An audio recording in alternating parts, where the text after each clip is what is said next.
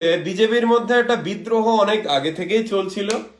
আপনারা সবাই জানেন যে ত্রিপুরা বিজেপিতে পুরো জিনিসগুলোই কন্ট্রোল করেছে বিপ্লব দেব। ওর নিজের লোকেদের বসিয়েছে চারিদিকে এবং অন্য কাউকে কোনো কাজই করতে দেওয়া হয়নি 2-2.5 বছর ধরে। তো এই জন্য যে লেটেস্ট পলিটিক্যাল ডেভেলপমেন্টটা এখন ক্রিয়েট হয়েছে, এটা হচ্ছে যে আজকের দিনের রিপোর্ট অনুযায়ী যে বিজেপিতে 27 থেকে 28 জন এমএলএ অফিসিয়ালি বিপ্লব দেবের বিরুদ্ধে চলে গেছে। অফিসিয়ালি মিনস ওরা কাগজে কলমে হাইকমান্ডের সাথে যোগাযোগ করে মানে পুরো বিরুদ্ধে চলে গেছে। আর আজকের আপনারা একটা ডেভেলপমেন্ট জানেন যে এমএলএ রামপ্রসাদ পালের বাড়িতে বিজেপির 18 জন এমএলএ মিট করেছেন। এতে জিষ্ণুদেব বর্মন থেকে সুদীপ বর্মন থেকে সবাই আছেন ওখানে। এবং এছাড়া এই 18 জনের ছাড়া আরো 9-10 জন মানে 27 থেকে 28 জন এমএলএ এখন বিপ্লব দেবের বিরুদ্ধে অফিসিয়ালি চলে গেছেন। তো এদের একটাই দাবি যে দিল্লিতে যেটা ওরা ডিমান্ড করে এসছেন জেপি নাড্ডা এবং বিজেপি লিডারশিপের কাছে, যে এই মূর্খ মন্ত্রী মানে এই মূর্খ সিএম যে মুখ্যমন্ত্রীর পদে বসে আছে বিপ্লব দেবকে যদি পদ থেকে না সরানো হয়, বিজেপি পার্টির ভবিষ্যৎ শেষ, আমাদেরও ভবিষ্যৎ শেষ। আমরা বিপ্লব দেবের আন্ডারে আর আমরা কাজ করতে পারবো না। তো গুড নিউজ হলো বন্ধুরা যে দিল্লিতে বিজেপির যে টপ লিডারশিপ ওরা এই দাবি মেনে নিয়েছে এবং এরাও সিক্রেট রিপোর্ট ত্রিপুরা থেকে আনিয়েছে। এটা ত্রিপুরার আরএসএস বলুন বা বিভিন্ন জায়গা থেকে ওরা রিপোর্ট নিয়েছে যে বিপ্লব দেব কি করেছে গত 2-2.5 বছরে কি করেছে ত্রিপুরায়। তো এই রিপোর্টে দেখা যাচ্ছে যে সবাই নেগেটিভ রিপোর্ট দিয়েছে বিপ্লব দেবের বিরুদ্ধে। যে মানে আমি যে রিপোর্টের কথা বলছি এটা বিজেপি পার্টির ভেতরের রিপোর্ট, আরএসএস এর রিপোর্ট। এছাড়া ত্রিপুরায় আরো আছে কিছু অথরিটি তাদের রিপোর্ট, এছাড়া আইবির রিপোর্ট, বিভিন্ন রিপোর্ট গেছে ত্রিপুরা থেকে দিল্লিতে যে বিপ্লব দেবের পারফরমেন্স কি চলছে, কি করে ও চালাচ্ছে স্টেটটাকে। এবং প্রত্যেকটা রিপোর্টই নেগেটিভ রিপোর্ট গেছে বিপ্লব দেবের বিরুদ্ধে। তো এটা শুধু মনে করবেন না বন্ধুরা যে খালি এমএলএরা বিদ্রোহ করেছে বলে বিপ্লব দেবকে সরানো হবে।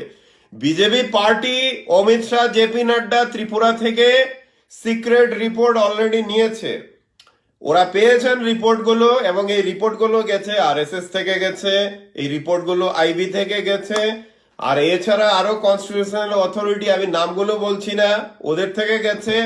যে রিপোর্টগুলি গেছে দিল্লিতে ত্রিপুরা থেকে বিজেপির ভেতরের লোকজন থেকে, এই রিপোর্টটা পুরোটাই নেগেটিভ রিপোর্ট গেছে বিপ্লব দেবের বিরুদ্ধে। তো ওকে যে সরানো হবে এটা ত্রিপুরার এমএলএরা মানে দিল্লি গিয়ে দরবার করার অনেক আগে থেকেই ডিসকাশন চলছে যে এরকম একদম মূর্খকে যদি মুখ্যমন্ত্রীর পদে রাখা হয় ত্রিপুরায়, যে নাকি প্রত্যেক সপ্তাহে আমাদের নাক কাটাচ্ছে সারা ভারতবর্ষে।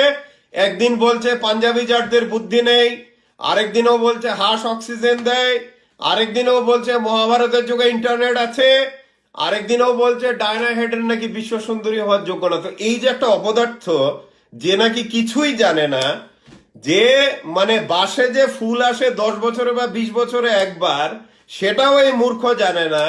এবং এই বাসে ফুল এলে যে বাঁশ গাছ ধ্বংস হয়ে যায় এবং লোকেরা হাই হাই করে, সেটারও ওর মাথায় নেই।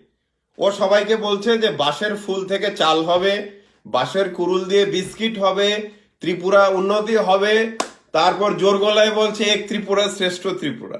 তো এই যে একটা মূর্খ বসে আছে ক্ষমতায়, এই মূর্খামির কারণে দিল্লির সেন্ট্রাল লিডারশিপও বুঝতে পারছে যে আমাদের নাক কাটা যাচ্ছে বিপ্লব দেবের কারণে সারা ভারতবর্ষে এবং ভারতবর্ষের বাইরে মিডিয়াতে একটা হাস্যকর বস্তু হয়ে গেছে। বিজেপির মধ্যে সব থেকে হাস্যকর বস্তু এখন হলো বিপ্লব দেব, ত্রিপুরার সিএম। কারণ এরকম মেমো ফ্যাক্টরি ত্রিপুরা না সারা ভারতবর্ষ দেখেনি, যে এত বড় একটা মূর্খ যে মুখ খুললে পরেই মূর্খামি শুরু হয়ে যায়। তো এই হচ্ছে গিয়ে এর ব্যাপার। তারপর আপনারাও লেটেস্ট মূর্খামি খুব ভালো করে জানেন যে কদিন আগেও বলেছে যে মুম্বাই এবং হায়দ্রাবাদ থেকে নাকি ত্রিপুরার স্বাস্থ্য ব্যবস্থা অনেক ভালো, জিবি হসপিটাল অনেক ভালো। অথচ এই মূর্খ জিবি হসপিটালে ইচ্ছে করলে 5-10 মিনিটেও যেতে পারে, ওখানে অক্সিজেনের অভাবে ডেলি লোক মারা যাচ্ছে। ওখানে জিবি হসপিটাল এখন একটা নরক হয়ে গেছে, একটা নরক। ওখানে মানুষ রুগী ওখানে ভয়ে ঢুকতে চায় না। ওখানে ওখানে অক্সিজেনের পাইপলাইন গত ফেব্রুয়ারি মাস থেকে লিক চলছে, এখন অবধি শয়ে শয়ে রুগী মারা গেছে বিভিন্ন রোগের এমার্জেন্সি। কিন্তু এই মূর্খ এখনো বলে যাচ্ছে যে ত্রিপুরার জিবি হসপিটাল আর স্বাস্থ্য ব্যবস্থা মুম্বাই হায়দ্রাবাদের থেকে অনেক ভালো।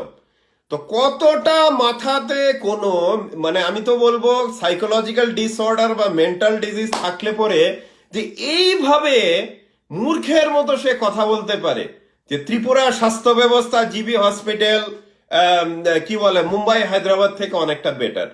তো এই জন্য একটা জিনিস বোঝা যাচ্ছে যে গত 2.5 বছরে যে বিপ্লব দেবের কোনো মানসিক রোগ 100% আছে। এটা দিল্লিতেও বিজেপি লিডারশিপও বুঝতে পেরেছে যে ওর মধ্যে একটা মানসিক রোগ, একটা মেন্টাল ইমব্যালেন্স ওগুলো আছে। এছাড়া প্রত্যেক সপ্তাহে বিভিন্ন কমেন্ট করে ও বিজেপি পার্টির নাক কাটাচ্ছে। আপনারা ত্রিপুরা তো ভুলে যান, যে কোনো পার্টি একটা পলিটিক্যাল বেনিফিট বা বিভিন্ন রকম লাভের জন্য ওরা পলিটিক্সে থাকে। হ্যাঁ, কেউ আদর্শের জন্য পলিটিক্সে নেই আজকালকার যুগে, সবাই নিজের নিজের ধান্দাতে আছে পলিটিক্সে। তো এই যে পলিটিক্সে একটা লোক যদি এখন বার্ডেন হয়ে যায় যে নাকি প্রত্যেক সপ্তাহে নাক কাটাচ্ছে বিজেপি পার্টির, তো বিজেপি পার্টি কতদিন রাখবে এই মূর্খকে মুখ্যমন্ত্রীর পদে? তো এই হচ্ছে গিয়ে প্রবলেম। তো এই জন্য দিল্লিতে অলরেডি পলিসি ডিসিশন নেওয়া হয়ে গেছে যে বিপ্লব দেবকে মুখ্যমন্ত্রী পদে আর রাখা হবে না। কতদিন কবে চেঞ্জ করা হবে? নভেম্বরের 25 বলবো, 25-26 ওই সময়টাতে, মানে নভেম্বরের লাস্ট উইকে ত্রিপুরাতে দিল্লি থেকে অবজারভার আসছে বিজেপি। অবজারভাররা প্রত্যেক এমএলএ কে ডেকে ডেকে ওরা মিটিং করবে এবং ওই মিটিং এ ওরা ইনপুট নেবেন যে কাকে পরবর্তী মুখ্যমন্ত্রী বানানো হবে এবং বিপ্লব দেবের মানে পুরো ওখানে পারফরমেন্স রিপোর্ট থেকে সবকিছু ওরা জানবেন। তো এটা হতে যাচ্ছে বন্ধুরা, আপনারা নিশ্চয়ই জানেন যে ত্রিপুরার বিজেপি এমএলএরা দিল্লি যাওয়ার 1 মাস আগে আমি লাইভে বলেছিলাম যে ত্রিপুরা বিজেপিতে বিশাল বিদ্রোহ চলছে, মুখ্যমন্ত্রী পাল্টানোর জন্য বিজেপির পার্টির একটা বড় অংশ এখন উঠে পড়ে লেগেছে। এবং আমার লাইভে এই কথা বলার ঠিক 1 মাস পরে দিল্লিতে কিন্তু গেছেন বিজেপি এমএলএরা। তো তারপর কি হতে যাচ্ছে যে বিজেপির প্রেসিডেন্ট জেপি নাড্ডা এবং বিজেপির যারা হায়ার আপস সুনীল দেওধর যারা আছে, ত্রিপুরার আগে প্রভারী ছিলেন এখনো আছেন, ওরা দিল্লি থেকে অবজারভার পাঠাচ্ছেন ত্রিপুরাতে, যারা নাকি সব এমএলএর সাথে কথা বলবে, বিজেপি এমএলএর সাথে কথা বলবে এবং নিয়ে নতুন লিডার ঠিক করবে যে কে নেক্সট সিএম হবে। কিন্তু বিপ্লব দেবকে মুখ্যমন্ত্রীর পদ থেকে সরানোর এটা কিন্তু ডিসিশন হয়ে গেছে, পলিসি ডিসিশন ইজ ওভার। কখন সরানো হবে, এটা কি এডিসি ইলেকশনের আগে হবে সরানো, বা এখন সরালে ইন্ডিয়াতে মিডিয়াতে এবং অন্যান্য স্টেটের ইলেকশন যেমন বিহারের ইলেকশন গেল, এরকম কি মানে গেল না বিহারের ইলেকশনের রেজাল্টের পরে, তো অন্যান্য স্টেটের ইলেকশনে কি এফেক্ট হতে পারে বিপ্লব দেবকে সরালে, ওই জন্য সেন্ট্রাল লিডারশিপ বিজেপির ওরা সময় দেখবে। কিন্তু ডিসিশন অলরেডি নেওয়া হয়ে গেছে যে ওকে সরানো হবে। বিপ্লব দেব ত্রিপুরার মুখ্যমন্ত্রী আর থাকছে না। হ্যাঁ, হয়তো হতে পারে আরো কয়েক মাস থাকবে, কিন্তু বিজেপির হায়ার আপ এই ডিসিশনটা নেবে। আর বন্ধুরা, আপনারা আজকে সবাই দেখেছেন যে রামপ্রসাদ পালের বাড়িতে বিজেপির 36 জন এমএলএর মধ্যে 18 জন এমএলএ আজকে মিটিং করেছে। তো আপনারা যদি সোজা মানে অঙ্কের হিসাব করেন, ধরুন সেন্ট্রাল অবজারভার এসে ত্রিপুরাতে এসে বিপ্লব দেবকে সরালো না, তারপর কি হবে? সরাবে তো মানে 100% শিওর যে বিপ্লব দেবকে রিপ্লেস করা হবে, ওই জন্য আসছে সেন্ট্রাল অবজারভাররা। কিন্তু আপনারা দেখুন ত্রিপুরা অ্যাসেম্বলিতে 60টা সিটের অ্যাসেম্বলিতে মেজরিটি থাকতে গেলে 31 ভোটস লাগে, 31 এমএলএ লাগে, মানে মেজরিটি লাগে। তো এখন যদি 16 জন এমএলএ থাকে সিপিএম এর, আর আজকে আপনারা দেখতে পাচ্ছেন 18 জন এমএলএ বিপ্লব দেবের বিরুদ্ধে, তাহলে 16 আর 18তে আপনারা যোগ দিন, দেখুন সংখ্যাটা কি। বিপ্লব দেবকে বিরুদ্ধে যদি নো কনফিডেন্স মোশন আনা হয় অ্যাসেম্বলিতে, খালি 31টা ভোট লাগবে বিপ্লব দেবের গভর্নমেন্ট ফেলে দিতে, জাস্ট 31 ভোটস। 31 এর ভোটস এর মধ্যে সিপিএম এর অলরেডি আছে 16টা সিট, আর লাগে 15টা ভোট লাগে। তো 15টা ভোট তো আপনারা দেখতেই পাচ্ছেন। আজকে 18 জন এমএলএ গিয়ে মিটিং করেছে রামপ্রসাদ পালের বাড়িতে, আর এই 18 জন ছাড়া আরো আছে, আরো মানে 9-10 জন আছে বিপ্লব দেবের বিরুদ্ধে। তাহলে বিপ্লব দেবের সাথে আছে কে? বিপ্লব দেবের সাথে আছে রতনলাল, আরো কয়েকজন আছে যারা নাকি এখন কিছু কি বলে প্রসাদের কিছু ভোগ পাচ্ছে। তো এরা ছাড়া বিপ্লব দেবের সাথে কিন্তু এখন কিন্তু আর কেউ নেই। তা আজকে আপনারা যেটা দেখতে পাচ্ছেন সারা ত্রিপুরাতে, যে 18 জন বিজেপির এমএলএ রামপ্রসাদ পালের বাড়িতে গিয়ে মিটিং করেছে। ওখানে জিষ্ণুদেব বর্মন, সুদীপ বর্মন থেকে শুরু করে সবাই ওখানে আছে। এটার মানে কি? এটার মানে হলো বিজেপি এমএলএদের বেশিরভাগ অংশ দিল্লি থেকে অলরেডি ওরা পাঠিয়েছে চিঠি, দিল্লি থেকে সিগন্যালও পেয়েছে যে বিপ্লব দেবকে সরানো হচ্ছে। তা আপনারা বুঝতে পারছেন যে বিপ্লব দেবের বিরুদ্ধে যদি কালকে অ্যাসেম্বলিতে, কথাতে বলছি, যদি আগামীকাল ত্রিপুরা অ্যাসেম্বলিতে বিপ্লব দেবের বিরুদ্ধে যদি নো কনফিডেন্স মোশন আনা হয়, 60টা সিটের অ্যাসেম্বলিতে 16টা তো অলরেডি আছে সিপিএম এর, আর মাত্র 15টা ভোট লাগবে বিপ্লব দেবকে টেনে মুখ্যমন্ত্রীর পদ থেকে নামাতে। ঠিক 15টা ভোট লাগবে। আজকে আপনারা দেখছেন 18 জন এমএলএ ওপেনলি ওর বিরুদ্ধে একসাথে জোট হয়েছে, আরো আছে 18 ছাড়া। এখন ত্রিপুরা বিজেপির 27-28 জন এমএলএ বিপ্লব দেবের বিরুদ্ধে অফিসিয়ালি চলে গেছে। আর এছাড়া